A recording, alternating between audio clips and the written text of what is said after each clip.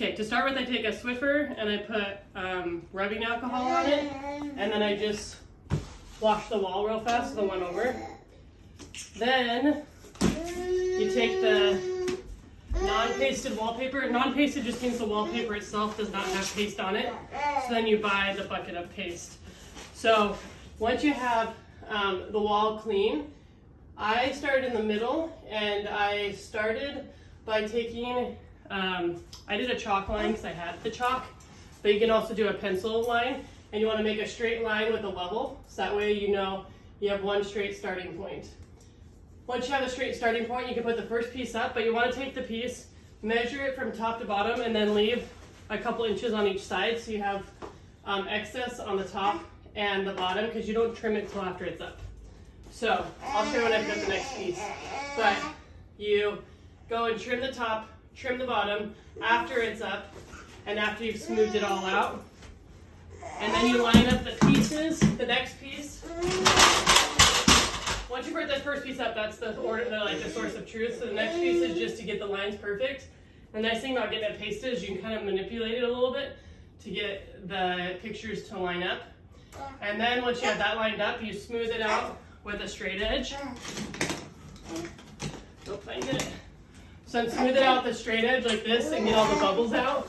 And you might do it more than one time. Like I already smoothed this out, but I gotta do it again because it bubbled up after sitting. Oops, I pushed that off. And then you want to smooth it down the center. I even have this rolly thing, which I just coincidentally had, and a YouTube video said it was helpful, but we might buy some. And then you do that along the edge to make sure it's really sealed. If it's not sitting well, take a little paintbrush and add some more glue inside that edge, that way it's there. When you're putting the glue on the wallpaper, I don't put it on the wallpaper, I put it on the wall, and you do it a little bit bigger than how wide it is. So that way it goes past the edge. So you can see I hung this up and there's still a little glue or a drip right there. So you kind of do it panel by panel, lining it up and adjusting it. And then once you have it on there, I take this and I cut it with this in line. So it's a straight edge along the trim. And then same with the ceiling. You'll take it and cut it with a straight edge. Maybe take a box cutter and right along here. So that way you get a nice straight edge after it's up. It minimizes the issues of pre-cutting it, and then when you move it, it has like gaps. And I did these two at a time, so at the end, I imagine you can even cut the whole thing, but I kind of hung up the first two, cut them off, and then I'll cut them as I go along the edge. So we'll see how it goes. So when you go to do the next line, you have to look at what lines up, what one lines up here. And so there's going to be more excess after the first one because it might be that you have to go like an extra 6 inches just to get the right pattern on the top. So you figure out from the top and then you do measure from here to here. So this one's 4 feet. So once I find the pattern at the top, I will do like 4 feet or a little more than 4 feet of drapage on the bottom. So I have like 1 inch on the bottom, but the top is always dictated by the pattern that you need. And then when you get to the edges, you just do a straight edge along the edge, just like you do on the ceiling. Okay, so I measure the height of the wall I need, which in this case is 45 inches, so just under 4 feet. And then I come over and I start from the bottom. So now I need at least 45 inches, so at least 4 feet here, 48. But then I know that I need a bird at the top. And so if this is my minimum amount to cover the wall, but if we look up here, the top right side is the little droopy flower and the, well, my right side is going to connect into it. So the left side up there in the big flower.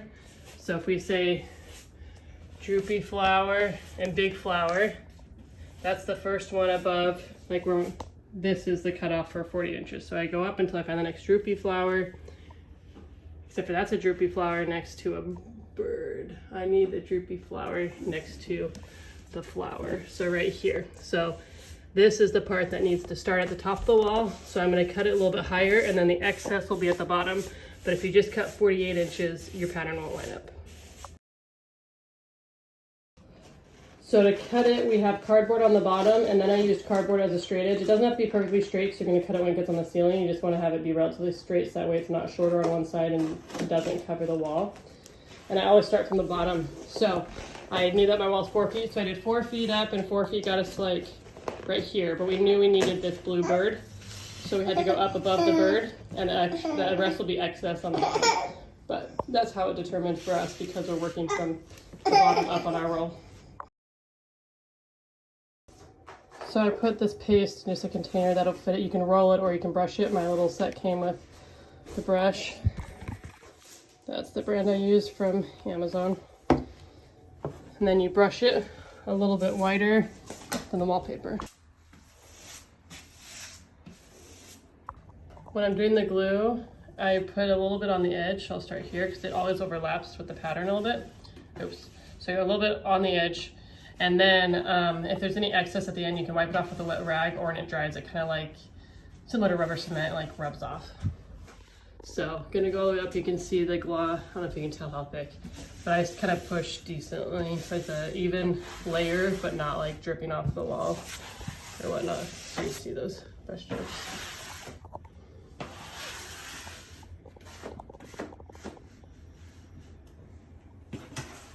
And then like crease it in the edge. Oops, that was perfect. Yeah, crease it in the edge like that to get it really tight on the ceiling. That's perfect. So I like push it up. Okay, when you put your paint on or glue on, make sure you don't do too thick because that's part what bubbles it. So like see, I just did this bubble and all of that squirted out, so that's what was bubbling underneath it. So you want to have enough to cover the whole wall, but not so thick that it's like dripping or gonna cause a difference in texture. So you never, it sits there for a while, smooth it out again, and push it to the edge to get it all the way smooth.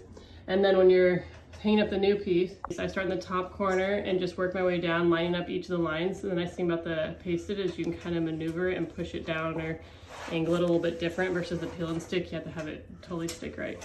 So make sure each of the lines is lined up along the way. And then once you get the left side, you come back and you